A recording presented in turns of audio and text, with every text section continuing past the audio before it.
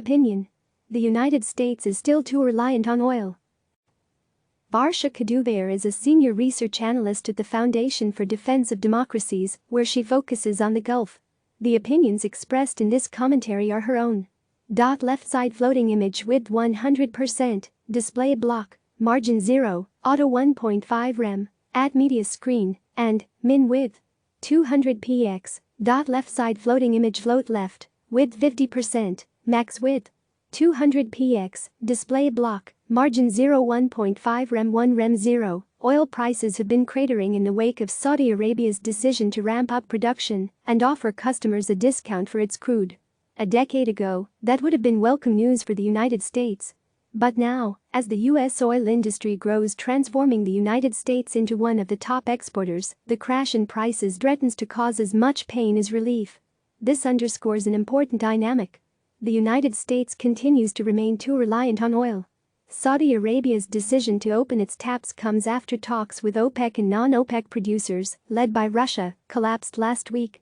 Prices had already been sliding dangerously as coronavirus fears battered global demand for oil. Then Saudi Arabia escalated things when it slashed the price of its exports by $6 to $8 per barrel and announced it will also increase production by 2.5 million barrels per day by April 1. Brent crude, the international benchmark oil price, fell by more than 9% last week to $45.27 a barrel when OPEC and non-OPEC members failed to agree on a deal. And the day after Saudi Arabia announced its price war, U.S. crude prices toppled to $31.13 per barrel, notching its worst one-day low since 1991. While the global decline in oil prices will certainly cause pain for both Saudi Arabia and Russia, its impact on U.S. oil producers, especially many of the smaller shale producers, could be especially severe. Even major companies like Chevron and Exxon saw their stocks fall, while Occidental Petroleum, which took on significant debt to acquire a different U.S. producer in 2019, announced a major cut to its dividend. The Trump administration is surely sympathetic to the plight of U.S. shale producers, suffering from decisions made in Saudi Arabia and Russia, both of whom would like nothing better than to see their U.S. competitors go under. President Trump has made promoting America's newfound energy independence a major priority, and his vitriol against OPEC is well known. It wouldn't be surprising if the White House sought federal aid for shale companies, buffeted by the price fallout.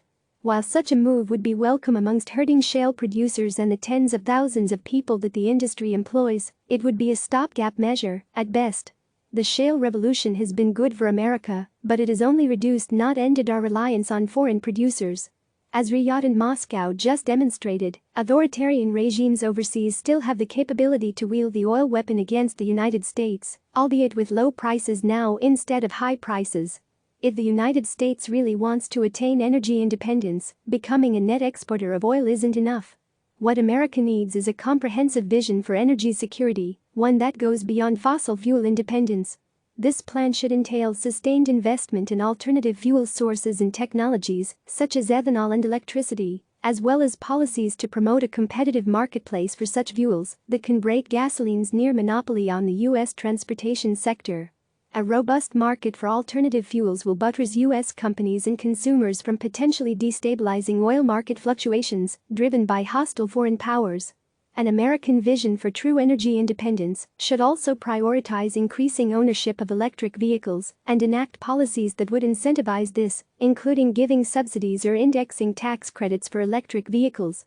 Government funding for R&D efforts at electric vehicle companies would also provide EV manufacturers, like Tesla or Lucid Motors, additional resources to design more cost-effective models that will be accessible to a larger segment of the population. In tandem, the government must invest in building a national, well-connected charging infrastructure network that will operationalize extended EV usage. Investments to improve battery storage technology and reduce replacement costs will further encourage consumers to adopt electric vehicles. The dynamics of America's reliance on oil may have changed. We are no longer totally beholden to hostile foreign producers for vital energy imports, but these producers' actions have ripple effects on global markets that continue to hurt us. If the United States really wants to be energy independent, it must look toward preparing for a post-oil future.